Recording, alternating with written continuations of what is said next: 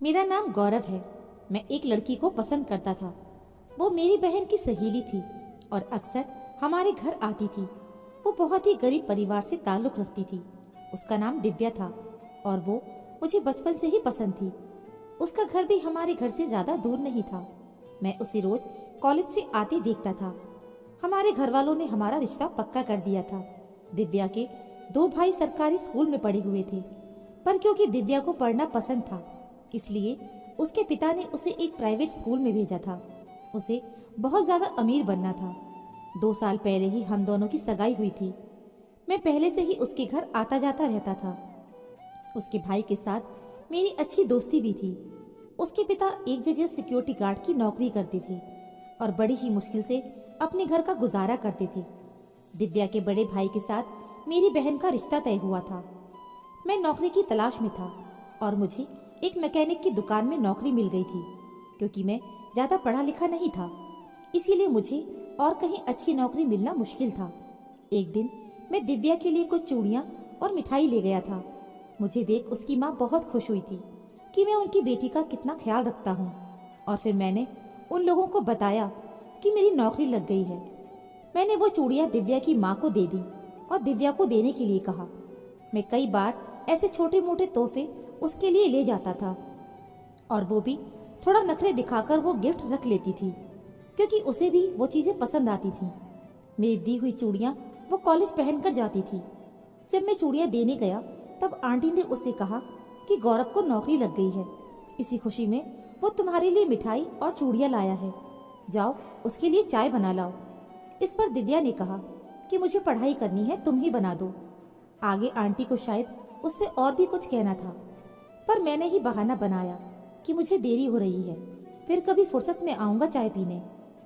थोड़ी दूर आने पर याद आया कि जल्दी जल्दी में मेरा फोन उन्हीं के घर पर रह गया है। जब पहुंचा तो देखा दिव्या वो चूड़ी पहने खड़ी थी। मैंने कहा, मुझे पता था तुम्हें चूड़ियाँ जरूर पसंद आएंगी।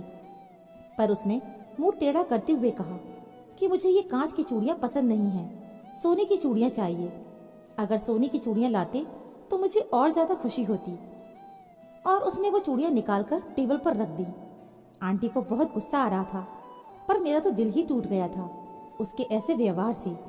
हमारे घर वाले हमारी शादी की जल्दीबाजी कर रहे थे, लेकिन दिव्या इस शादी को मानो टाल रही थी। पर मुझे उसके इनकार की परवाह नहीं थी, क्योंकि मैं उससे बहुत ही प्यार करता था। पर आंटी ने उसे बहुत समझाया कि खुद को राजकुमारी या अमीर खानदान की मत समझो, कि कोई राजकुमार तुम्हें लेने आएगा। हम गरीब हैं, इसीलिए जितनी हमारी चादर है उतने ही हमें पैर फैलाने चाहिए, और इसमें भी भगवान की कोई मर्जी होगी। ये दिन भी गुजर जाएंगे, बस जो भगवान ने दिया है उसमें खुश रहना सीखो। गौरव तुमसे बहुत प्यार करता है, तुम्हारे लिए अपनी जान भी दे सकता है। सोचो, अगर अभी वो तुम्हारा इतना ख्याल रखता है तो शादी के बाद कितना ख्याल रखेगा तुम्हारा। उसके पास ज्यादा पैसे नहीं हैं, पर वो तुम्हें प्यार बहुत करता है, तुम्हारी इज्जत करता है। और एक पत्नी को अपने पति से इन्हीं 2 चीजों की उम्मीद होती है। जरूरी नहीं है कि हर लड़की जिसकी अमीर परिवार में शादी हुई हो वो सुखी हो। सभी की जिंदगी में कुछ ना कुछ कमी, कुछ ना कुछ तकलीफ होती ही है। और जैसे तुम सपने देख रही हो वो सब फिल्मों और टीवी में होता है, असल जिंदगी में नहीं। और अपने गरीब माँ बाप को और तकलीफ मत दो। अमीर लड़के से शादी के सपने छोड़ दो और गौरव जैसे हीरे की कद्र करो। तुम्हारे पापा ने तुम्हें इतने महंगे कॉलेज में पढ़ने के लिए भेजा और तुम हमारी नाक कटवा रही हो। मैं अगले ही महीने तुम्हारी शादी की तारीख तय करवा दूंगी। दिव्या अपनी माँ की बातों में परेशान हो गई थी और सोचने लगी कि ये लोग मेरी शादी किसी अमीर घर के लड़के से नहीं होने देंगे, इसीलिए चुपचाप अभी गौरव से शादी कर लेती हूँ और शादी के बाद अपने सारे सपने पूरे कर लूंगी। मैं अपने सपनों की कुर्बानी नहीं दूंगी। मैं गौरव से शादी करके बाद में उसे छोड़कर किसी अमीर लड़के से शादी कर लूंगी। सोशल मीडिया की मदद से मैं अपने सपने जरूर पूरा करूंगी। वहां जाने के बाद मैं अपने वीडियोस रील्स बनाकर सोशल मीडिया पर अपलोड करूंगी और मशहूर हो जाऊंगी। इधर माँ मुझे कुछ करने नहीं देती। गौरव से शादी करके मैं महंगा फोन खरीदूंगी और उसी से रील्स बनाऊंगी। दिव्या को फोन दिलाने के लिए पैसों के लिए मैं काम पर मालिक से बात करने के लिए गया। तब मैंने एक लड़के से कहा कि मुझे पैसों की जरूरत है, पर मालिक तो इतने जल्दी मुझे पैसे देंगे ही नहीं। भैया, आप बहुत मेहनत करते हो और ये मालिक को भी नजर आता है। देखना, वो जरूर तुम्हारी बातों पर गौर करेंगे और क्या पता तुम्हारी तनख्वाह भी बढ़ा दें। तब मैंने कहा कि वो सब तो ठीक है, पर मुझे पैसों की जरूरत अभी है। तब एक लड़का कहने लगा कि एक व्यापारी है, वो ब्याज पर पैसे देता है, पर उसे समय पर पैसे देने पड़ते हैं। ये सुनकर मैं तुरंत राजी हो गया। ठीक है, फिर शाम को चलते हैं। हम दोनों शाम को उस व्यापारी के पास गए और पहचान होने के कारण उस व्यापारी ने मुझे पैसे दे दिए। मैं उन पैसों को देखकर फूला नहीं समा रहा था। सबसे पहले मैंने दिव्या के लिए आईफोन खरीदा और सीधे उसके पास पहुंचा। दिव्या उस फोन को देखकर उछल पड़ी। थोड़ी देर के बाद ही वो मेरे लिए गर्मा गर्म चाय बना के लाई और बोली, गौरव, अभी हमारी शादी को काफी दिन बाकी हैं और तुम अभी मेरे लिए आईफोन ले आए हो। पर सुनो, तुम ये अनु को मत बताना, वरना उसे लगेगा कि भैया मेरे लिए तो कभी कुछ नहीं लाए और होने वाली बीवी को आईफोन गिफ्ट कर रहे हैं। हाँ तो क्या हो गया अगर पता चल गया तो? लेकिन मेरे चेहरे को देखकर कहने लगी कि अच्छा ठीक है, नहीं बताऊंगी।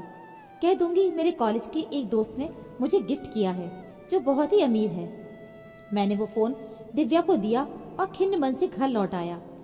समय बीता और हमारी शादी हो गई। मैं बहुत खुश था कि मुझे मेरा प्यार मिल गया है। मेरा प्यार मेरी बीवी के रूप में मेरे सामने बैठी थी। कुछ दिन तो ठीक बीते, पर धीरे धीरे दिव्या में बदलाव नजर आने लगा और उस पर अब अमीर बनने का भूत सवार था। फिर भी हमने उसके इस पागलपन को अनदेखा किया। 1.5 साल बाद दिव्या ने एक नन्ही सी जान को जन्म दिया, पर उसके दिमाग से अमीर बनने के सपने गए नहीं थे। उसे अब अपनी बेटी की भविष्य की चिंता लगती थी। उसकी माँ उसे कहती भी कि अगर तुझे इतनी ही चिंता है तो तू भी कहीं नौकरी कर ले, गौरव को भी मदद मिल जाएगी और तेरे सपने भी पूरे हो जाएंगे। वो बेचारा अंधेरे ही चला जाता है और शादी में जो कर्ज हुआ था उसे चुकाने के लिए देर रात घर आता है। तुझे शर्म नहीं आती ऐसी बातें करते हुए? माँ, मैंने पढ़ाई नौकरी के लिए नहीं की है, बल्कि किसी अमीर घर की बहू बनने के लिए की है। और मुझे मत सिखाओ कि मुझे क्या करना है और क्या नहीं। दूसरी तरफ मेरी माँ पढ़ी लिखी नहीं थी और सीधी सादी थी। वो अक्सर मुझसे कहती कि बेटा, ना तो तुम्हारी पत्नी घर का कोई काम करती है और ना ही मुझे अपनी पोती को हाथ लगाने देती है, बस दिन भर फोन में लगी रहती है। और जब मैं दिव्या से पूछता तो कहती कि मैं नहीं चाहती कि तुम्हारी अनपढ़ गंवार माँ की परछाई मेरी बेटी पर पड़े, और अगर मैं कुछ कहता तो मुझे मेरी गरीबी और कम पढ़े लिखे होने का ताना मारती। मेरी बेटी अपनी माँ के डर से मेरे और अपनी दादी के पास जाती तक नहीं थी। दिव्या दिन भर बस रील्स बनाती रहती और सोशल मीडिया पर डालती रहती। एक दिन एक लड़के ने दिव्या को सोशल मीडिया के जरिए प्रपोज किया। पहले दोनों में दोस्ती हुई, फिर मिलने का सिलसिला शुरू हुआ।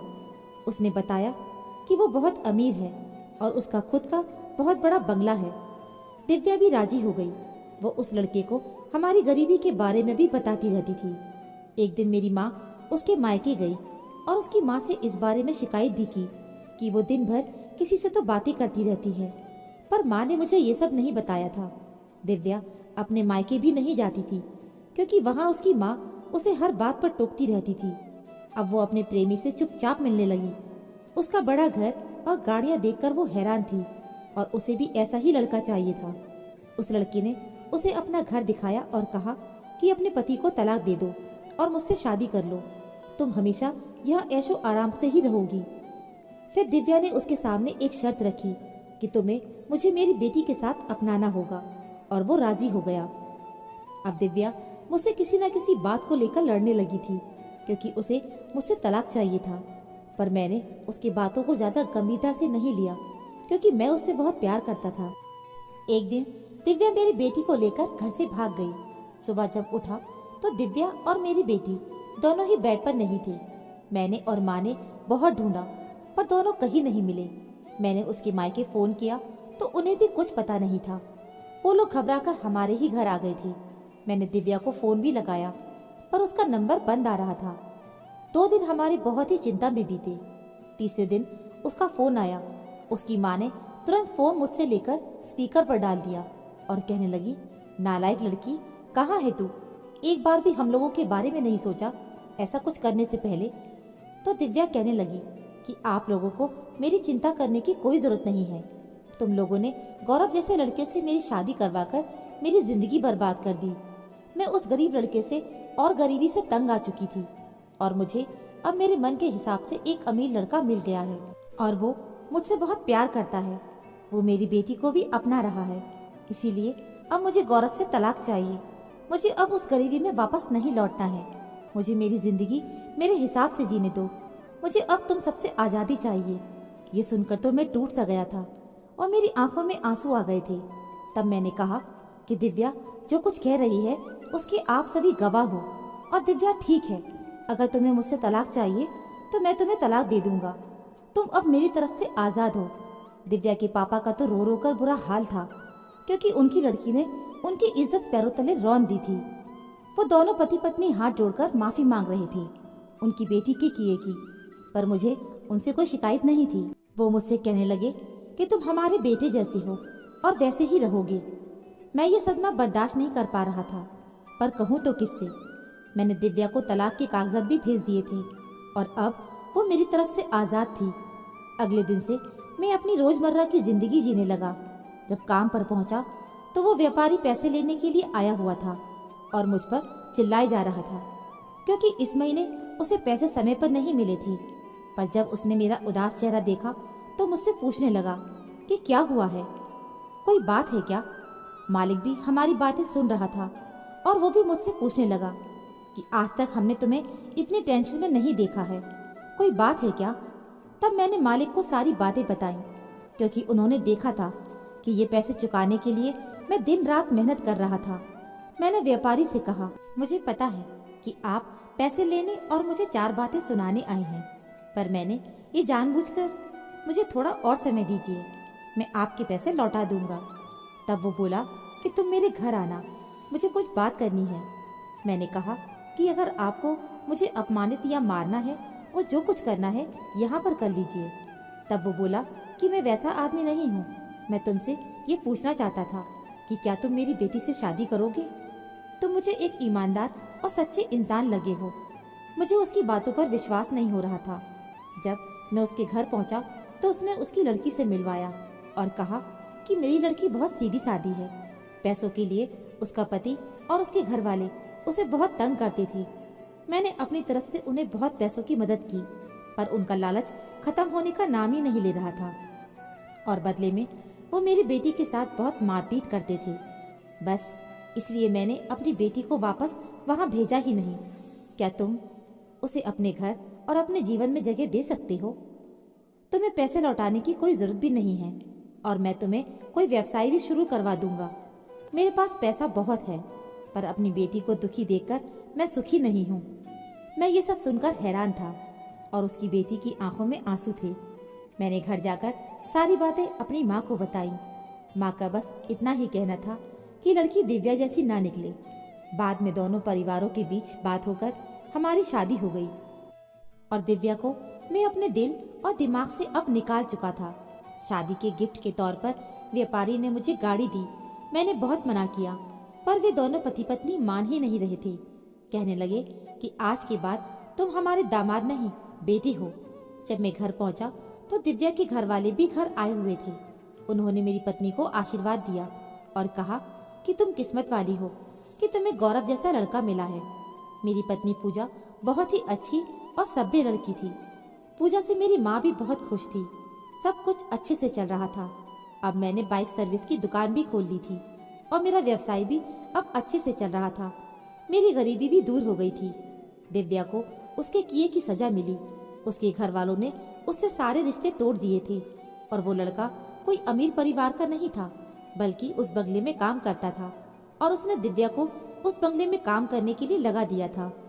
बहू बनकर नहीं, बल्कि नौकरानी बनकर। दिव्या को अब बहुत पश्चाताप हो रहा था। उसने मुझसे कई बार बात करने की कोशिश भी की। वो लड़का उसकी इज्जत से खिलवाड़ करके कहीं और चला गया था। अब दिव्या के पास कोई रास्ता भी नहीं बचा था। हार कर उसने आत्महत्या कर ली। जब मुझे ये पता चला तो मैं पूजा को लेकर उसके बंगले पर पहुंचा। मेरी पत्नी ने खुशी खुशी मेरी बेटी को अपना लिया था। अब वो भी माँ बनने वाली थी। कुछ समय के बाद उसने एक बेटी को जन्म दिया। अब मेरा परिवार पूरा हो चुका था। मैं अपनी दोनों बेटियों पूजा और माँ के साथ बहुत खुश था। तो दोस्तों, उम्मीद करती हूँ कहानी आपको पसंद आई होगी। कहानी पसंद आई है तो प्लीज़ वीडियो को लाइक शेयर, चैनल को सब्सक्राइब ज़रूर कर लीजिएगा। मिलते हैं फिर एक नई कहानी के साथ। कहानी सुनने के लिए आप सभी का बहुत बहुत धन्यवाद।